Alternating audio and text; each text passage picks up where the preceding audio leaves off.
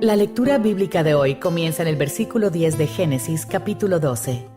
Hubo entonces hambre en la tierra, y descendió Abraham a Egipto para morar allá, porque era grande el hambre en la tierra. Y aconteció que cuando estaba para entrar en Egipto, dijo a Sarai su mujer: He aquí, ahora conozco que eres mujer de hermoso aspecto, y cuando te vean los egipcios dirán: su mujer es, y me matarán a mí, y a ti te reservarán la vida. Ahora pues, di que eres mi hermana, para que me vaya bien por causa tuya, y viva mi alma por causa de ti.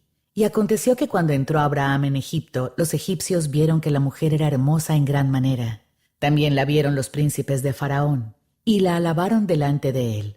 Y fue llevada la mujer a casa de Faraón, e hizo bien a Abraham por causa de ella. Y él tuvo ovejas, vacas, asnos, siervos, criadas, asnas y camellos. Mas Jehová hirió a Faraón y a su casa con grandes plagas por causa de Sarai, mujer de Abraham. Entonces Faraón llamó a Abraham y le dijo: ¿Qué es esto que has hecho conmigo? ¿Por qué no me declaraste que era tu mujer? ¿Por qué dijiste: es mi hermana, poniéndome en ocasión de tomarla para mí por mujer? Ahora pues, he aquí tu mujer, tómala y vete.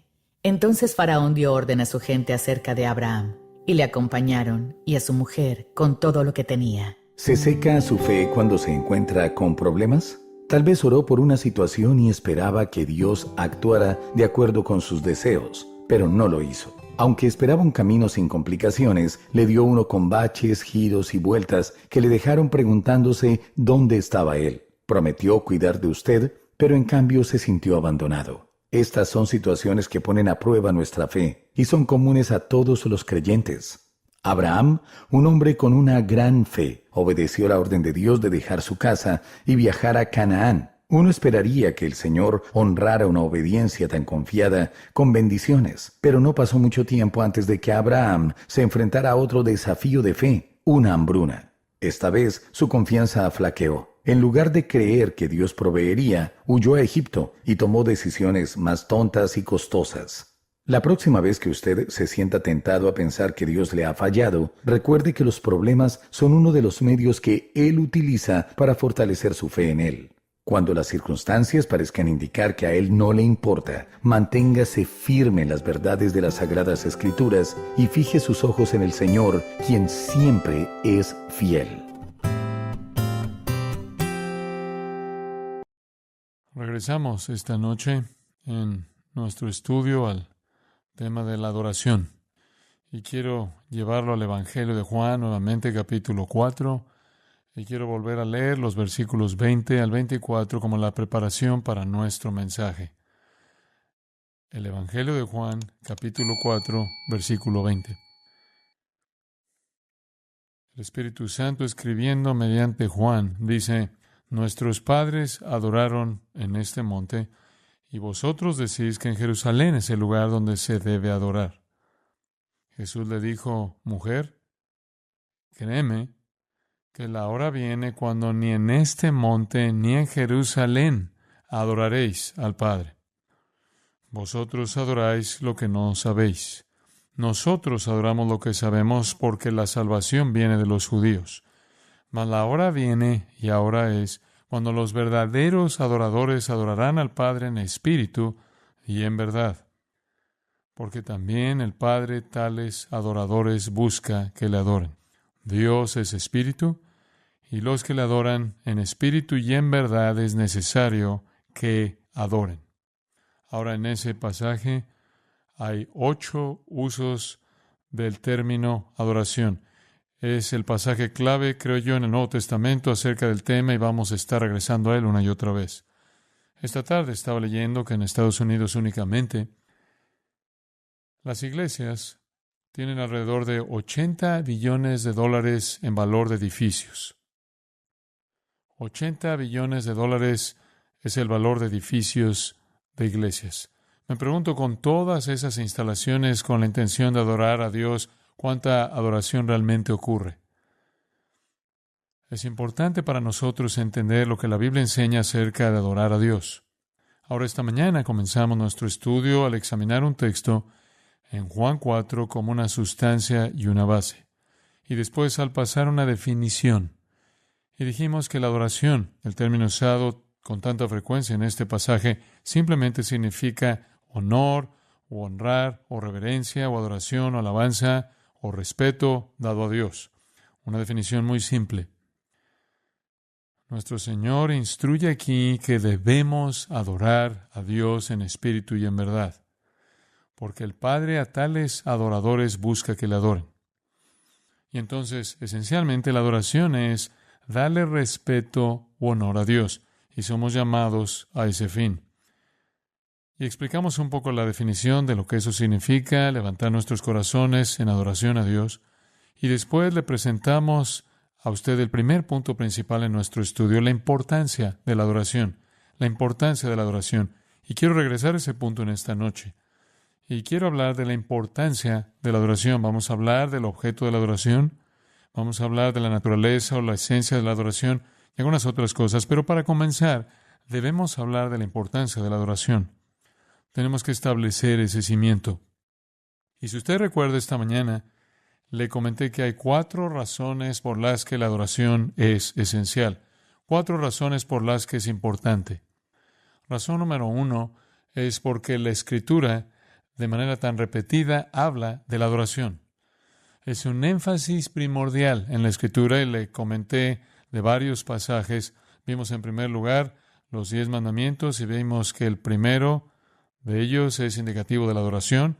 Vimos que en Mateo 22, en donde el Señor, a Él se le pregunta cuál es el primer y más grande mandamiento, Él responde que es de hecho la adoración, amar al Señor tu Dios con todo tu corazón, alma, mente y fuerzas. Vimos que cuando Dios ordenó una nación y los sacó de Egipto, Él había establecido en medio de ellos un tabernáculo, el cual era un punto focal de adoración. Cuando ellos entraron a la tierra, les dio un templo, el cual era el punto focal de adoración. Él les dio un sistema de ofrendas, lo cual comenzó con uno que era un énfasis central en la adoración. Vimos la faceta de la adoración angelical, la ocupación de los serafines en el 6º capítulo de Isaías, siendo primordialmente el de la adoración. Y después vimos el Nuevo Testamento y vimos que en base a Romanos 12, 1 y 2 y 1 Pedro 2, 5, somos llamados a ofrecer a Dios adoración espiritual que sea aceptable para Él. Ahora, la adoración es importante entonces, en primer lugar, debido a que es un énfasis tan fuerte en la Escritura. Después, en segundo lugar, y solo empezamos esto esta mañana, la adoración es importante debido a que todo el tiempo, la eternidad, depende de ella. El destino está determinado por la adoración. A quién adora usted y qué adora usted y cómo adora usted determina y refleja su destino. Y le señalamos que solo hay 2 maneras de adorar realmente que van a reflejar su destino. Una es inaceptable y la otra es aceptable. Si su adoración es inaceptable para Dios, entonces usted será excluido de su reino eterno. Si su adoración es aceptable para Dios, usted será incluido. Ahora, para comenzar, empezamos a ver el pensamiento de la adoración inaceptable, lo cual es determinante del destino de un individuo. Y le pedí que pensara conmigo por un momento en 4 tipos de adoración inaceptable. Entonces espero que pueda mantener ese bosquejo en su mente. Hay 4 tipos de adoración inaceptable. Acabamos de hablar de una esta mañana. La primera es la adoración de dioses falsos. La Biblia es muy clara en que Dios no acepta la adoración de dioses falsos. Dios no va a aceptar a gente en su reino y su eternidad y su presencia que adora otras deidades, sean las deidades de una naturaleza religiosa o que sean ídolos sobrenaturales tales como el oro y la plata y el poder y el prestigio, la persona misma. Cualquier persona que adora dioses falsos está excluida de entrar en la presencia de Dios porque eso es adoración inaceptable. Él no lo va a aceptar y de esta manera no va a aceptar al que la ofrece. Ahora, el segundo tipo de adoración inaceptable es en donde queremos retomar esta noche. Y esta es, la adoración es inaceptable cuando es la adoración del Dios verdadero de la manera equivocada. Dios no va a aceptar la adoración de un Dios falso y no va a aceptar la adoración del Dios verdadero si es ofrecida de la manera equivocada. La adoración del Dios verdadero está establecida de manera muy específica en la Escritura y su modo y manera es igualmente establecida de manera específica. Dios no va a aceptar la adoración ofrecida a Él si es ofrecida de una manera inaceptable. De una manera inaceptable es reducir a Dios a una imagen, reducir a Dios a una representación material, reducir a Dios a un ídolo o reducir a Dios a cualquier cosa que sea el resultado y el producto de su propia mente. Con mucha frecuencia escucho a personas decir, bueno, Dios, como yo lo percibo, es así y así y así y así. Y si su definición de Dios no cuadra con la palabra de Dios, entonces su adoración es inaceptable, aunque usted pueda identificarla con el Dios verdadero. Ahora eso me lleva a un tercer tipo de adoración inaceptable. La primera es adorar a un Dios falso, la segunda es adorar al Dios verdadero de una manera inaceptable, y la tercera es la adoración del Dios verdadero de una manera autoestilizada. No solo reducirlo a un ídolo, no solo reducirlo a una imagen, sino reducir su adoración o la actividad de su adoración a alguna definición personal. Ahora, ¿qué quiero decir con eso? Acompáñame conmigo de regreso a Levítico capítulo 10 en su Biblia. Ahora, esto registra para nosotros un gran acontecimiento. Aarón era el sumo sacerdote y Aarón tenía 2 hijos. Y ellos, claro, estaban entrando en el sacerdocio. Era un día grande y maravilloso porque este era su día de ordenación.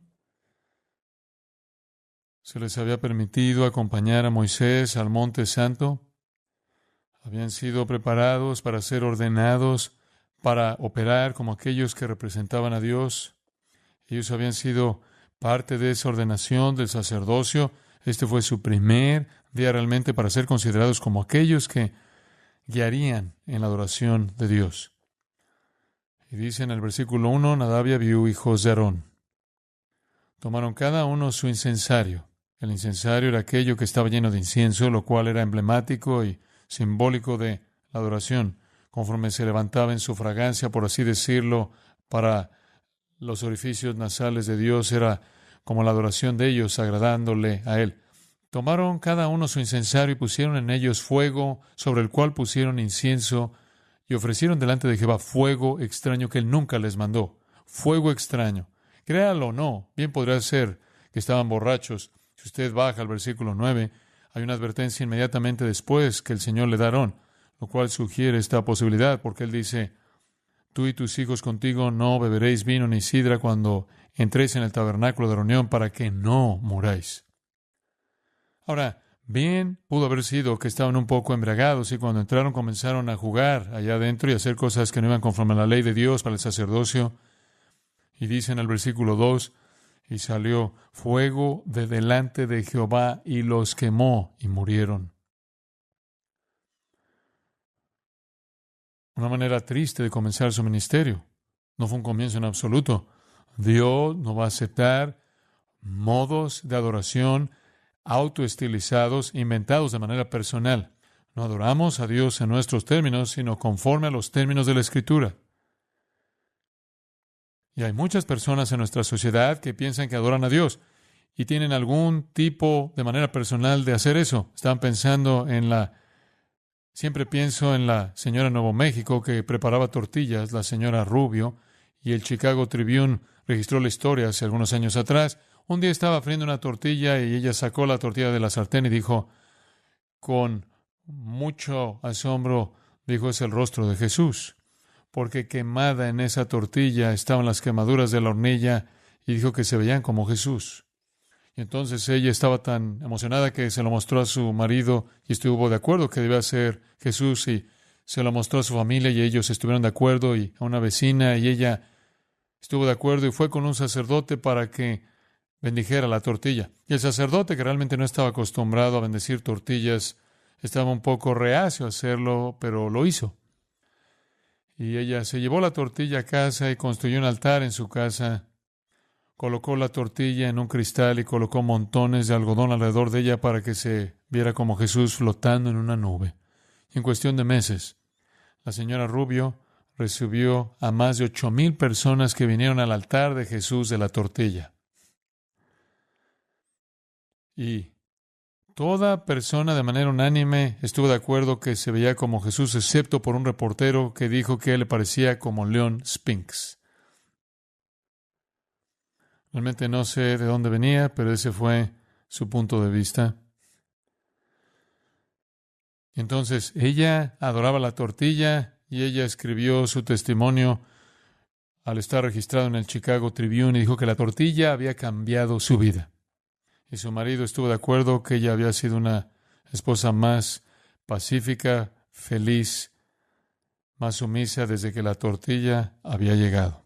Ahora, esa es una ilustración torpe, absurda, pero honestamente es poco diferente de Nadab y Abiú. Usted no adora a Dios tomando libertades, haciendo las cosas a su manera. Usted sigue la instrucción de la Escritura. En 1 de Samuel, permítame llevarlo al capítulo 13, y encontramos en 1 de Samuel capítulo 13 que Saúl el rey hace algo aterrador. Versículo 8, y él esperó en 7 días, conforme al plazo que Samuel había dicho, pero Samuel no venía a Gilgal y el pueblo se le desertaba, fue una situación de batalla. Entonces dijo Saúl: traedme holocausto y ofrendas de paz, y ofreció el holocausto. Ahora dice usted, ¿es eso algo serio? Seguro que lo es. El versículo 10 dice, y cuando él acababa de ofrecer el holocausto, he aquí Samuel que venía, y Saúl salió a recibirle para saludarle. Entonces Samuel dijo, ¿qué has hecho? Y Saúl respondió, porque vi que el pueblo se me desertaba, y que tú no venías dentro del plazo señalado, y que los filisteos estaban reunidos en Micmas. Me dije, ahora descenderán los filisteos contra mí a Gilgal, y yo no he implorado el favor de Jehová. Me esforcé, pues, y ofrecí holocausto. Una excusa bastante mala. Entonces Samuel dijo a Saúl, locamente has hecho. No guardaste el mandamiento de Jehová tu Dios que él te había mandado, que él te había ordenado, pues ahora Jehová hubiera confirmado tu reino sobre Israel para siempre. Mas ahora tu reino no será duradero. Jehová se ha buscado un varón conforme a su corazón. Dios será adorado por uno que es conforme al corazón de Dios. Y escuche, uno que es conforme al corazón de Dios obedece la palabra de Dios. Y nunca habría nadie en ese trono de la línea de Saúl. David entraría y tomaría su lugar. Usted no adora a Dios, incluso al Dios verdadero, al reducirlo a alguna imagen. Y usted no lo adora de alguna manera autoestilizada.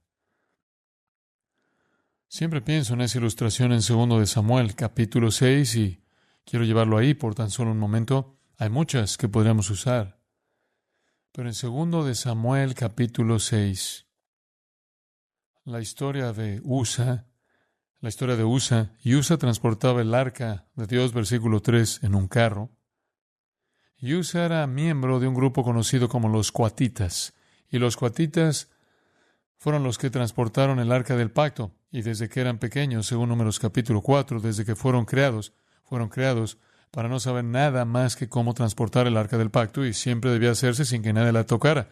Tenía anillos grandes a los lados, y deslizabas palos a través de ellos y lo cargabas sobre tus hombros y nunca lo tocabas. Y para eso fue creado un coatita, para transportar el arca. Y Usa se tomó la libertad de ponerlo en un carro nuevo, lo cual nunca debe haber hecho. Dios no se deja manipular por el capricho del hombre. Él no será tratado de una manera autodenominada y fabricada que sale de la propia mente del hombre, sin importar cuán buenas sean sus intenciones. Y así el arca se pone en un carro, nunca debería haber estado en el carro y está siendo transportada. Cuando llegaron en el versículo 6 a la era de Nacón, que es simplemente una ubicación geográfica, rebotó y parecía que se iba a caer, así que Usa extendió su mano al arca de Dios y la sostuvo, porque los bueyes trapezaban, y el furor de Jehová se encendió contra Usa, y lo hirió allí Dios por aquella temeridad, y cayó allí muerto junto al arca de Dios. Él sabía que no debía hacerlo. Él había sido entrenado toda su vida para que no tocara el arca. Pero, con su propia confianza, pensó que podía inmiscuirse en los mandamientos de Dios. Usted no puede adorar al Dios verdadero de una manera autodenominada. Usted no puede adorar al Dios verdadero reduciéndolo a alguna representación material. Y no debe adorar a un Dios falso. Ahora, esto es un poco diferente al Nuevo Testamento, y si me acompaña Mateo por un momento, le mostraré el capítulo 15. Esto es exactamente lo que hicieron los fariseos. Intentaron adorar al Dios verdadero con su propio sistema de estilo propio. no según sus mandamientos, no según sus estándares, sino según sus propias invenciones. Y claro, los fariseos habían desarrollado este sistema de adoración muy sofisticado que fue totalmente inventado por el hombre. Y en los primeros 9 versículos de Mateo 15, usted tiene una situación muy interesante. Los fariseos le dicen a Jesús, versículo 2, ¿por qué tus discípulos quebrantan la tradición de los ancianos? ¿Por qué estás rompiendo nuestras reglas, nuestros estándares? Porque no se lavan las manos cuando comen pan. No significaba que no las estaban lavando por el bien de la limpieza, sino que no se estaban lavando ceremonialmente, no estaban cumpliendo algún ritual. Respondiendo, él les dijo, ¿por qué también vosotros quebrantáis el mandamiento de Dios por vuestra tradición? Ese es el problema. Ellos dijeron, ustedes no adoran según nuestras tradiciones, y Jesús dijo, ustedes no adoran según los mandamientos de Dios. Han inventado su propio sistema. Y luego él les da una ilustración de ello, y después abajo en el versículo 7 les dice, hipócritas, hipócritas, bien profetizó de vosotros Isaías cuando dijo, este pueblo de labios me honra, mas su corazón está lejos de mí, pues en vano me honran. Es inútil, infructífero, adoración inútil, porque han sustituido los mandamientos de los hombres por la verdad de Dios. Y cada vez que veo todo el santo hocus pocus que ocurre en muchas de las llamadas iglesias cristianas, veo la sustitución de los mandamientos de Dios por la tradición de los hombres. Dios dice, será adorado en espíritu y en verdad. No mediante imágenes, no mediante ritos, no mediante liturgias, sino en espíritu y en verdad. En el capítulo 23, el Señor condena aún más a los fariseos en Mateo, y Él cubre toda una lista de cosas, pero como una ilustración clásica de la locura, de la insensatez de su tipo de adoración, el versículo 23 del capítulo 23 de Mateo dice, «Ay de vosotros, escribas y fariseos hipócritas, porque diezmáis la menta y el eneldo y el comino, eso es hierbas, plantas y semillas». Si tenían 10 semillas, contaban una, ya saben, y la daban. «Y dejáis lo más importante de la ley, la justicia, la misericordia y la fe». Esto era necesario hacer, sin dejar de hacer aquello. Y entonces habían perdido todo el punto de la verdadera adoración. Colaban mosquitos y devoraban camellos y eran hipócritas. Limpiando por fuera, versículo 25, mientras que por dentro estaban llenos de robo y de injusticia, pintados de blanco, pero por dentro llenos de huesos de muertos. Entonces, lo que estoy tratando de mostrarles es que existe una categoría de adoración inaceptable. No se puede adorar dioses falsos.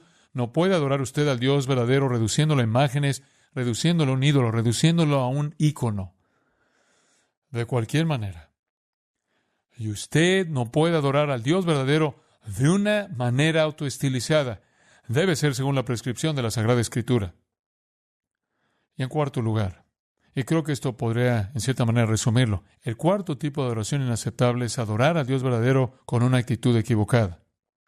Usted no puede adorarlo con una materialización de Él en alguna imagen. Usted no puede adorarlo verdaderamente con un estilo autoestilizado y no puede adorarlo aunque no tenga una imagen y aunque trate de seguir la Escritura si su actitud no es la correcta, si su corazón no está bien. Entonces ahora realmente lo hemos canalizado hacia abajo, ¿no es así? La adoración verdadera, eliminamos todos los dioses falsos, eliminamos todas las imágenes del Dios verdadero, eliminamos todos los modos autoestilizados de adoración. Llegamos a la clase de adoración del Dios verdadero revelada bíblicamente, pero debe ser con una verdadera actitud de corazón. Y ahora realmente llegamos a donde vivimos. Todos ustedes pueden decir amén a las demás cosas, no adoran dioses falsos y no adoran al Dios verdadero en una imagen, no tenemos algún tipo de estatua aquí arriba o algún tipo de réplica a la que todos nos inclinamos como el becerro de oro, y ni siquiera inventamos nuestras propias formas de adorar a Dios. Prácticamente tratamos de permanecer en las Escrituras, entonces nos canalizamos hasta el último elemento de la adoración inaceptable. ¿Tiene la actitud correcta? Porque si no la tiene, Dios también va a encontrar eso inaceptable. Ahora quiero tomarme un minuto para desarrollar esto, así que abra su Biblia en el Antiguo Testamento, el libro de Malaquías, el último libro del Antiguo Testamento, y vamos a trabajar desde allá hacia el Antiguo Testamento para ver esta verdad. Y realmente creo que esto da un golpe mortal a todo el legalismo y a todo el ritualismo, a todo el formalismo. Malaquías, el profeta, acusando al pueblo de Dios acusándolos por su pecado. Y Él lo hace de muchas maneras en esta profecía maravillosa. Él señala por lo menos 7 pecados que son pecados monumentales de los que son culpables. Pero uno que se destaca y domina todo es que estaban involucrados en adorar a Dios con una actitud equivocada. Lo estaban haciendo como un procedimiento. Solo estaban cubriendo el ritual y sus corazones no estaban en eso. Realmente eran como los fariseos cuyo corazón estaba lejos de Dios. Pero solo observe.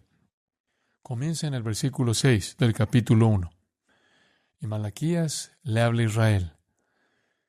El hijo honra al padre y el siervo a su señor. Ahora, esa es una verdad básica, ¿no es cierto? Ese es un hecho establecido. Nadie va a discutir con eso. Un hijo normalmente honra a su padre, un sirviente honra a su amo. Ese es el principio básico. Sí, pues, soy yo padre. Y tampoco podían discutir con eso. Él era su padre. ¿Dónde está mi honra? Y si soy Señor, ¿dónde está mi temor? Dice Jehová de los ejércitos a vosotros, oh sacerdotes, que menospreciáis mi nombre. Ahora espera un minuto. ¿Los sacerdotes despreciaron su nombre? ¿Dónde está mi honor? ¿Dónde está mi adoración? ¿Y qué dicen los sacerdotes? ¿En qué hemos menospreciado tu nombre? ¿Qué estás diciendo? ¿Cómo hicimos eso? Hemos estado cumpliendo con nuestra función. Lo hemos estado haciendo todo, tal como dice la receta. El profeta lo lleva un paso más allá, en el versículo 7. Ofrecéis sobre mi altar pan inmundo. Y dijisteis, ¿en qué te hemos deshonrado? ¿Sabe cómo? Escucha esto. Cuando decís el altar de Jehová, eso es lo que significa. La mesa de Jehová se refiere a ese altar. El altar de Jehová es despreciable. ¿Qué estaban haciendo? Estaban tratando su adoración con desprecio. Era estrictamente una función, era estrictamente una rutina, era estrictamente un ritual. No había corazón. Y en realidad estaban trayendo a Dios lo que era menos en lugar de lo que era mejor. Tenían desprecio hacia la adoración.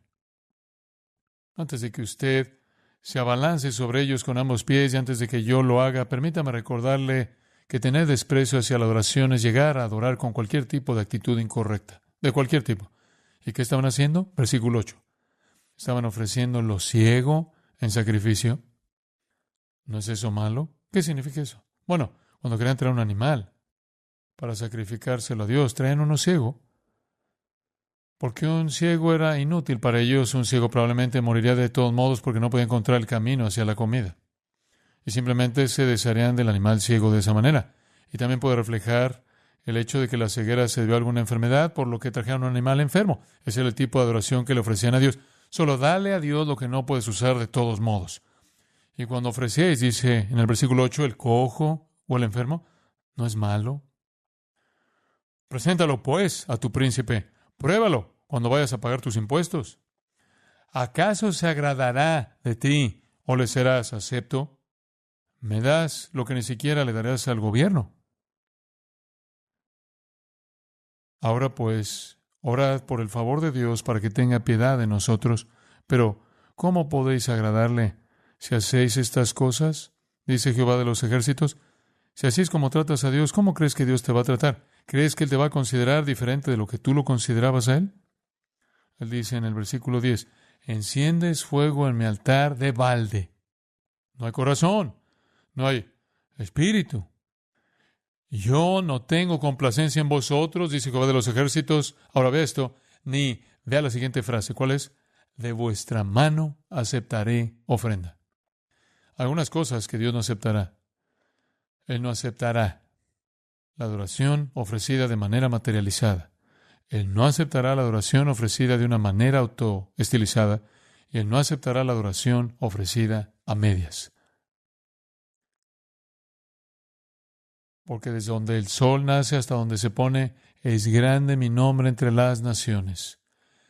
En todo lugar se ofrece a mi nombre incienso y ofrenda limpia. No quiero tu ofrenda impura. ¿Sabe cuando Dios les dijo que trajeran un cordero, qué tipo de cordero debían traer? Sin mancha, sin defecto, el mejor del rebaño. No lo estaban haciendo. Y el versículo 12 dice, lo habéis profanado. En otras palabras, lo has tratado como algo indigno, lo has tratado como algo inútil. Cuando decís, inmunda es la mesa de Jehová. Es despreciable. Estaban tratando la mesa de Dios con desprecio. Y luego, versículo 3, simplemente una declaración realmente triste. Habéis además dicho, oh, qué fastidio es esto, y me despreciáis. Y trajisteis lo hurtado, o cojo o enfermo, y presentasteis ofrenda. ¿Aceptaré yo eso de vuestra mano? Maldito el que engaña, el que teniendo machos en su rebaño, promete, hace se ve muy espiritual, sacrifica a Jehová lo dañado, porque yo soy gran rey, dice Jehová de los ejércitos, y mi nombre es temible entre las naciones. Entonces él dice, mira, y aquí por cierto, si retrocede hasta el versículo 6, él está acusando a los sacerdotes. Los sacerdotes eran los líderes en el pecado y se filtró hasta el pueblo. Todo el sistema estaba podrido de arriba abajo. Despreciaron la mesa del Señor. Creo que el versículo 13 presenta la clave, dice, oh, qué fastidio. Para ellos todo el ejercicio de la adoración era solo un gran dolor de cabeza. ¡Qué fastidio! ¡Qué asunto tan aburrido! ¡Qué dolor! Tenemos que ir ahí y hacer esto otra vez. Bueno, deshazte de ese cordero ciego o de aquel que es cojo. Y cumplían con la función y cumplían con la forma, pero sus corazones no estaban en eso. No había realidad allí. En el capítulo 3, incluso fueron más allá. Versículo 13. Se cansaron tanto de hacer esto que finalmente comenzaron a hablar mal de Dios. Vuestras palabras contra mí han sido violentas, dice Jehová. Y dijisteis, y siempre regresan con esta actitud falsa. ¿Qué hemos hablado contra ti? ¿Qué quieres decir? Digo, estamos haciendo todas las cosas que dice la Escritura. Habéis dicho, por demás es servir a Dios. ¿Qué aprovecha que guardemos su ley y que andemos afligidos en presencia de Jehová de los ejércitos? En otras palabras, has decidido que no ganarás suficiente dinero haciendo eso. No hay ganancia en ello. Hombre, qué terrible, terrible actitud. Y hubo resultado para eso. Capítulo 4 dice, viene el día ardiente como un horno, y todos los soberbios y todos los que hacen maldad serán estopa. Aquel día que vendrá los abrazará, y no les redejará ni raíz ni rama. Hollaréis, versículo 3, a los malos, los cuales serán ceniza bajo las plantas de vuestros pies en el día que yo actúe, ha dicho Jehová de los ejércitos. Y luego los versículos 5 y 6 hablan sobre el día terrible de Jehová, el herir la tierra con una maldición. Como puede ver, el pueblo de Dios había llegado al lugar donde estaban adorando al Dios verdadero, de la manera verdadera, con la actitud equivocada. Sus corazones no estaban en eso. Ahora, simplemente vea su propio corazón. Usted dice, yo no adoro dioses falsos. Eso es bueno. Adoro al Dios verdadero. Y realmente no lo he reducido a algún ídolo, alguna imagen, alguna estatua. Y no he inventado, en cierta manera, mi propia forma de adoración. No estoy sentado en una montaña contemplando mi ombligo. Estoy tratando de hacerlo conforme al libro. Hacerlo por la palabra de Dios. Después pregúntese si su corazón está en ello. Pregúntese a sí mismo si cuando llegue el momento de dar, da lo mejor de todo lo que tiene. Cuando llegue el momento de hacer sus votos y sus promesas a Dios, le hace la promesa que más refleja la magnanimidad y la generosidad. Está su corazón lleno de asombro y reverencia, porque si no es así, las cosas que está haciendo usted no tienen sentido y son inaceptables. Veamos el profeta Amós. Y usted encontrará el mismo mensaje y las profecías de Dios para su pueblo. Pero escuche lo que dice en el capítulo 5, versículo 21. Y esto es realmente sorprendente. Imagínese a Dios diciendo esto. Aborrecí abominé vuestras solemnidades. No puedo soportar su adoración. No puedo soportar su adoración, es lo que dice. No puedo soportar sus servicios. No puedo soportar sus actividades de adoración. Y no me complaceré en vuestras asambleas. Y si me ofreciereis vuestros holocaustos, ahora, allí volvemos a esa ofrenda quemada, esa primera ofrenda que era totalmente consumida, emblemática de la prioridad de la adoración. Me das tu adoración y me traes tus ofrendas de comida. No lo haré. ¿Cuál es esa palabra otra vez? Aceptarlos. No son aceptables. No los aceptaré. Vuestras ofrendas no las recibiré, ni miraré a las ofrendas de paz de vuestros animales engordados. Ahora, incluso están dando buenos animales aquí. Están dando los animales gordos aquí, y lo están haciendo de la manera correcta externamente, pero Él no lo aceptará. Y dice en el versículo 23, quita de mí la multitud de tus cantares. No me gusta tu canto, pues no escucharé las salmodias de tus instrumentos. ¿Por qué? Corre el juicio como las aguas y la justicia como impetuoso arroyo. Sus corazones no están bien, ¿lo ve? No hay justicia y equidad, no hay justicia. Mientras me traen todas estas ofrendas, versículo 26, llevabais el tabernáculo de vuestro Moloch y Kiun, ídolos vuestros, la estrella de vuestros dioses que os hicisteis. Os haré pues transportar más allá de Damasco, ha dicho Jehová, cuyo nombre es Dios de los ejércitos. Dios dice, ya acabé contigo. Porque mientras que por un lado vienes y me ofreces a mí y haces toda esta actuación de adoración, te das la vuelta y adoras a dioses falsos, estás tan arraigado y envuelto, involucrado en el sistema del mundo que esto es hipocresía inaceptable. Inaceptable. Retrocediendo aún más, observe Oseas, capítulo 6, versículo 4. Efraín es sinónimo de Israel y aquí también se menciona a Judá. ¿Qué haré a ti, Efraín? ¿Qué haré a ti, oh Judá? ¿Qué haré a ti? Es casi melancolía por parte de Dios. ¿Qué voy a hacer con ustedes dos? La piedad vuestra es como nube de la mañana y como el rocío de la madrugada, que se desvanece. Tu bondad no se queda. Por esta causa los corté o los talé, con las palabras de mi boca los maté, y tus juicios serán como luz que sale. ¿Por qué? Escucha, aquí está. Misericordia quiero, y no sacrificio, y conocimiento de Dios más que ¿qué? Holocaustos. Allí volvemos a los holocaustos, el acto de adoración. Quiero algo más que una ofrenda quemada. Quiero que me conozcan, y quiero que reflejen mi corazón y mi actitud de misericordia. Mas ellos, cual Adán o cual hombres, traspasaron el pacto. Allí prevaricaron contra mí. Continúa hablando de su iniquidad y su contaminación. Regrese un poco más a Isaías, capítulo 1. Isaías, capítulo 1. Y nuevamente Dios acusa a Judá. De manera similar a Amós. Oíd la palabra de Jehová, versículo 10. Luego en el versículo 11. ¿Para qué? Observe esto. ¿Para qué me sirve la multitud de vuestros sacrificios? ¿Qué tan buenos son? Dice Jehová, hastiado estoy de holocaustos, de carneros y de cebo de animales gordos. No quiero sangre de bueyes, ni de ovejas, ni de machos cabríos. Ya me cansó. Y nuevamente vemos las ofrendas quemadas allí. No quiero más. ¿Quién demanda esto de vuestras manos cuando venís a presentaros delante de mí para hollar mis atrios?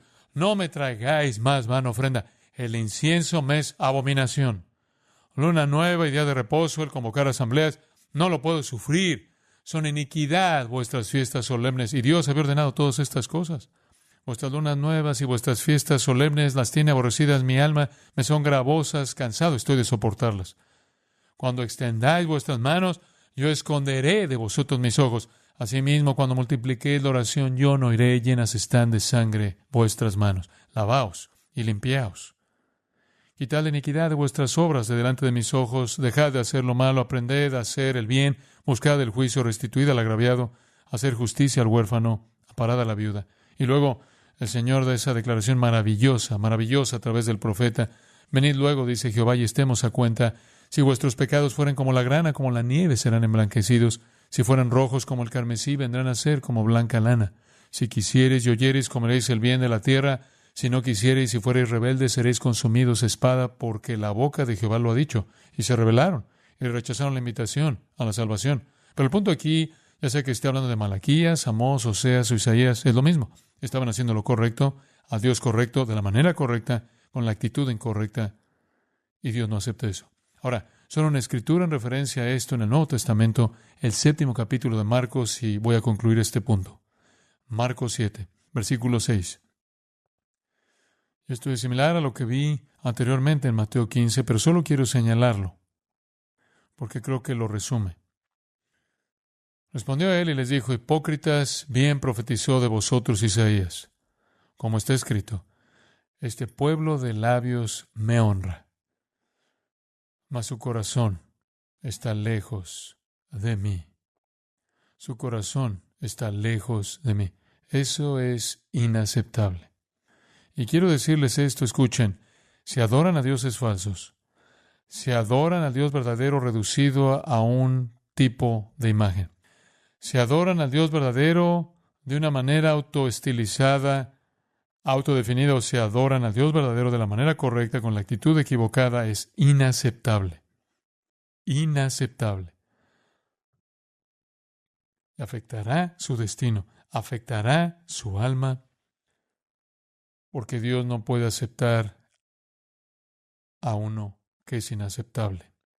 Ahora, ese es el primer tipo de adoración que afecta su destino. Déjeme hablarle del segundo. Adoración aceptable. Adoración aceptable. Y voy únicamente a apurarme en esto, pero no sin su comprensión, porque creo que es tan importante. Cuando usted viene a Dios con una adoración aceptable, afecta su destino. Manifiesta la vida de Dios dentro de usted. Ahora, creo que solo como punto de partida, permítanme leerles lo que creo que es quizás una definición muy significativa de un verdadero adorador aceptable. Salmo 24, 3. Solo escúchelo, escríbalo. Salmo 24, 3 al 6 dice esto: ¿quién subirá al monte de Jehová? ¿O quién estará en su lugar santo? Ahora, ¿qué significa eso? Eso significa, ¿quién va a ser qué? Aceptado. Cuando se acercan a Dios y quieren entrar en su monte, cuando quieren estar en su lugar santo, ¿a quién aceptará Él? ¿Él no aceptará al que adora a un Dios falso, al que adora al Dios verdadero de manera equivocada, con un estilo propio o con una actitud equivocada? ¿A quién aceptará Él? Aquí está, versículo 4. El limpio de manos y puro de corazón, el que no ha elevado su alma a cosas vanas, ni jurado con engaño. Él recibirá bendición de Jehová y justicia del Dios de salvación. Tal es la generación de los que le buscan, de los que buscan tu rostro. Aquellos que son aceptables son los que tienen manos limpias, es decir, están en obediencia a Dios, purificados y hechos limpios, que tienen corazones puros. Su motivo, su deseo es el correcto. Son bendecidos y son la generación que verdaderamente busca a Dios.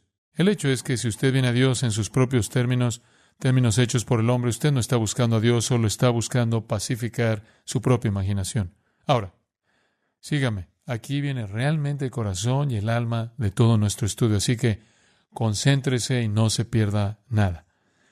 La adoración aceptable es realmente una clave para comprender todo el asunto de la salvación.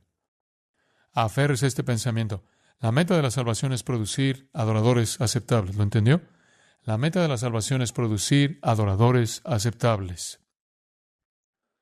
Entonces, si usted es verdaderamente salvo, usted es un adorador aceptable.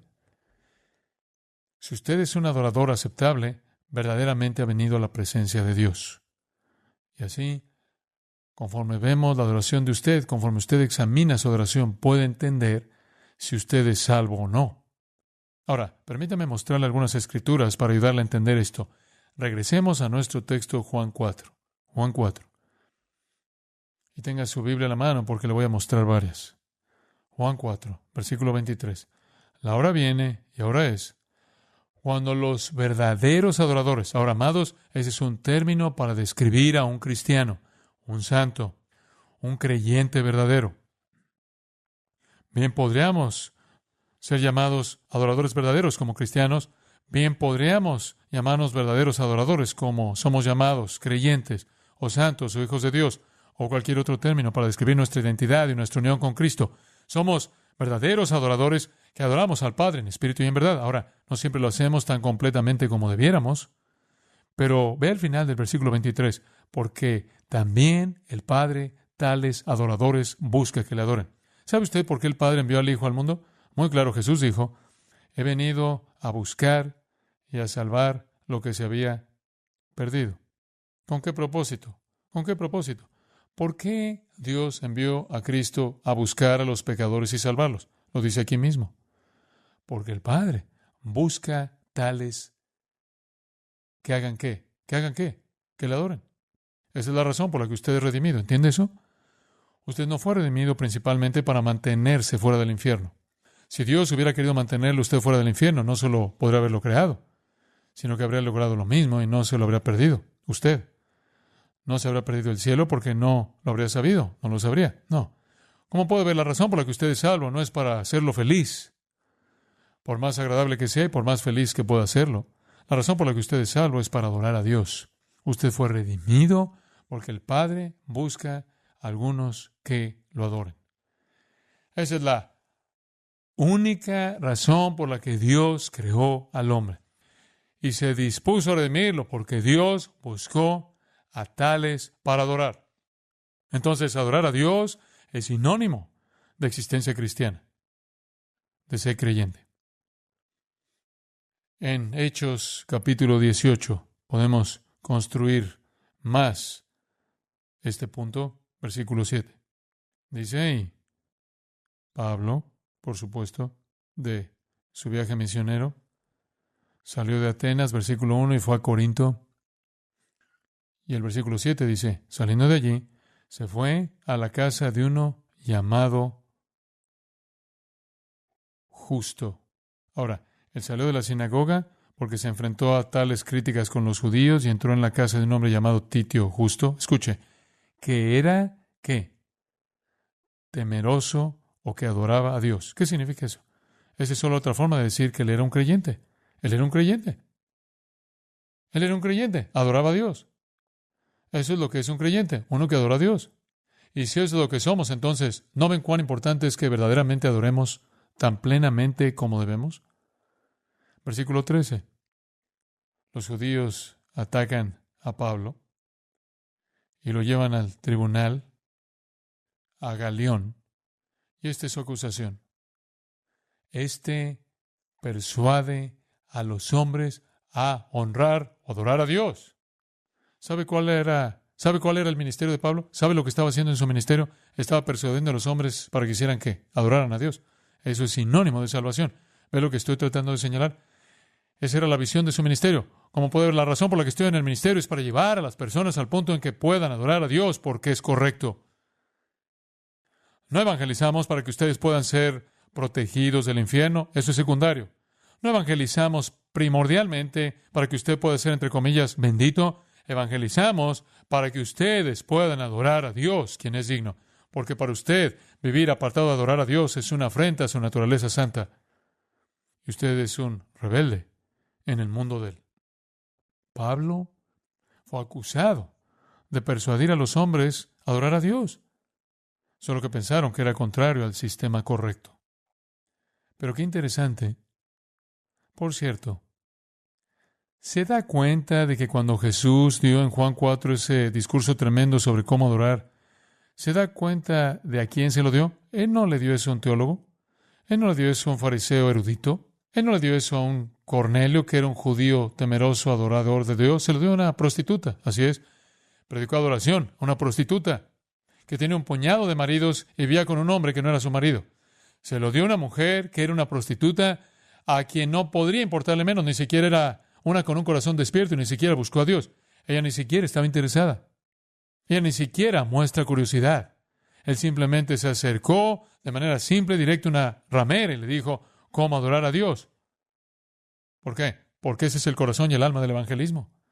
Estamos llamando a los hombres a adorar, porque Dios es digno de adoración. Ahora, cuando usted entiende eso, entenderá cuán trágico es entonces para el cristiano que entiende que Él es llamado y redimido para adorar a Dios, que no adore a Dios tan completamente como se debe adorar a Dios. Y ese fue el impulso del ministerio de Pablo. En Hechos 24:14, cuando Pablo discute con Félix su perspectiva, su teología, por así decirlo, me encanta lo que dice en el versículo 14. Pero esto te confieso. Solo voy a confesar. Aquí es donde estoy. Que según el camino que ellos llaman herejía, el camino, puede ponerle comillas ahí, el camino era un término para la fe cristiana. Según el camino que ellos llaman herejía, así sirvo o adoro al Dios de mis padres. Ahora, cuando Pablo da su testimonio, dice, yo adoro al Dios de mis padres según la fe cristiana llamada el camino. Entonces, Pablo llamó a la gente a adorar a Dios y cuando dio su propio testimonio dijo, yo adoro a Dios. Decimos eso muy poco. ¿Sabe eso? ¿Cuándo fue la última vez que evangelizó a alguien de esa manera? Y dijo, yo adoro a Dios. A la manera del Evangelio de Jesucristo. Ahora, el registro del Evangelio apoya este concepto. Regrese conmigo a Mateo y le mostraré algo muy interesante. Creo que nunca entendí completamente esto hasta que me involucré tan profundamente en esto en las últimas 2 semanas. Pero a medida que rastreé, y solo toma Mateo, no, vamos a entrar en Marcos, Lucas o Juan, pero solo quiero tomar Mateo. Y permítame mostrarle que el registro del Evangelio respalda el hecho de que las personas son redimidas con el propósito de adorar. Las personas que ven la verdad de Cristo tienen una respuesta inmediata de adoración. Eso significa dar honor y homenaje, respeto y reverencia y adoración y alabanza a uno que está por encima de usted, a Dios mismo. Comencemos en Mateo 2. Y lo llevaré a lo largo de quizás 6, 7 u 8 pasajes y lo verá. Mateo 2:11, llegamos al nacimiento de Cristo y la llegada de los hacedores de reyes del oriente. Y al entrar en la casa, dice el versículo 11, vieron al niño con su madre María. Y postrándose, ¿qué? Lo adoraron. Eso fue lo primero que hicieron. Se postraron y adoraron. ¿Por qué? Porque esa es la respuesta inicial a la realidad de Cristo. Vaya al capítulo 8, versículo 2. Cuando descendió Jesús del monte, le seguía mucha gente. Y aquí vino un leproso. ¿Y qué hizo el leproso? ¿Qué hizo él? Lo adoró. Y dijo, Señor, como puedo ver, él sabía quién era. Y lo adoraba. Y lo adoró. Vaya al capítulo 9, versículo 18. Mientras él les decía estas cosas, vino un hombre principal y ¿qué hizo? ¿Lo adoró? Lo adoró. Vaya al capítulo 14. Jesús camina sobre el agua. No solo tenía control sobre el mar, sino que también tenía control sobre los discípulos. Regresó al barco. El viento cesó, versículo 32, luego versículo 33. Y eso es Mateo 14, 33. Y ahora ellos ven quién es Él. Entonces los que estaban en la barca vinieron y le adoraron, diciendo, verdaderamente es Hijo de Dios. Como ven, quien quiera que sea, cuando sea, donde sea que esté, la respuesta instantánea, espontánea e inmediata a Cristo es adorar. Capítulo 15, versículo 25. Una mujer de Canaán. Y dice en el versículo 25, entonces ella vino y se postró o adoró ante él diciendo, Señor, socórreme. Ella lo adoró. Misma actitud, misma respuesta. Bueno, vaya hasta el final de Mateo, capítulo 28. Capítulo 28, versículo 9. Y mientras iban a dar las nuevas a los discípulos, y aquí Jesús les salió al encuentro diciendo, salve. Y ellas, acercándose, abrazaron sus pies y le adoraron. Esas queridas mujeres, como todos los demás, lo adoraron. Versículo 16. Pero los 11 discípulos se fueron a Galilea, al monte donde Jesús les había ordenado, o más bien les señaló, y cuando le vieron, ¿qué? Le adoraron. Pero algunos dudaban. Ahora, solo piensa en esto por un minuto. La suma de todo eso es esta. Los creyentes son, sobre cualquier otra cosa que, adoradores. ¿Ve eso? Digo, esa es la esencia de todo el asunto. Esa es la esencia de lo que significa cuando dice que el Padre busca a los tales para que lo adoren. Hemos sido redimidos para adorar. Es tan importante. En el 9:31 de Juan, simplemente no puedo resistir uno de Juan. Es demasiado bueno. Jesús sana a un hombre que nació ciego. Y aquí, este hombre ciego de nacimiento nos presenta el caso, nos presenta el punto, porque él dice, esto él hace un contraste. Sabemos que Dios no oye a los que pecadores. Entonces, por un lado, Dios no escucha a los pecadores. Por otro lado, pero si alguno es temeroso adorador de Dios y hace su voluntad, a ese oye. Ahora el hombre dice que solo hay dos opciones. O Dios te escucha o no te escucha. Y entonces solo hay dos tipos de personas. Las personas que Dios escucha y las personas a las que Él no escucha. Las personas a las que no escucha son pecadores y las personas a las que escucha son adoradores. Entonces el contraste es entre un pecador y un adorador. Y así todo el mundo puede ser dividido en pecadores y adoradores. Por lo tanto, ser salvo significa ser un adorador. Y eso se convierte entonces en el corazón y el alma de lo que hacemos. Como puede ver, cuando Dios llamó a Israel como nación, sabía que ese era su propósito. Llamó a esa nación con un propósito expreso. Deuteronomio 26:10. Y ahora aquí he traído las primicias del fruto de la tierra que me diste, oh Jehová, y lo dejarás delante de Jehová tu Dios y adorarás delante de Jehová tu Dios. Fueron llamados a adorar. Por eso el tabernáculo estaba allí. Por eso el templo estaba allí. Por eso el sacerdocio estaba allí. Todo el enfoque estaba en la adoración. Ahora sigue el pensamiento. Deuteronomio 26. Versículo 10 es adoración. Pero ¿sabe lo que da origen a la adoración? Regrese al versículo 5. Deuteronomio 26:5. Hablarás y dirás delante de Jehová tu Dios, un arameo a punto de perecer fue mi padre, el cual descendió a Egipto y habitó allí con pocos hombres. Y allí creció y llegó a ser una nación grande, fuerte y numerosa. ¿Recuerda la historia? ¿Recuerda la historia de cómo José aceptó a sus hermanos en Egipto y ellos bajaron, estaban a punto de perecer en el hambre y José les dio comida y terminaron quedándose en Egipto todos esos años y para cuando se fueron eran una gran nación y los egipcios nos maltrataron, versículo 6, nos afligieron y pusieron sobre nosotros dura servidumbre y clamamos a Jehová el Dios de nuestros padres y Jehová oyó nuestra voz y vio nuestra aflicción, nuestro trabajo y nuestra opresión. Y Jehová nos sacó de Egipto con mano fuerte, con brazo extendido, con grande espanto y con señales y con milagros. Y nos trajo a este lugar y nos dio esta tierra, tierra que fluye leche y miel.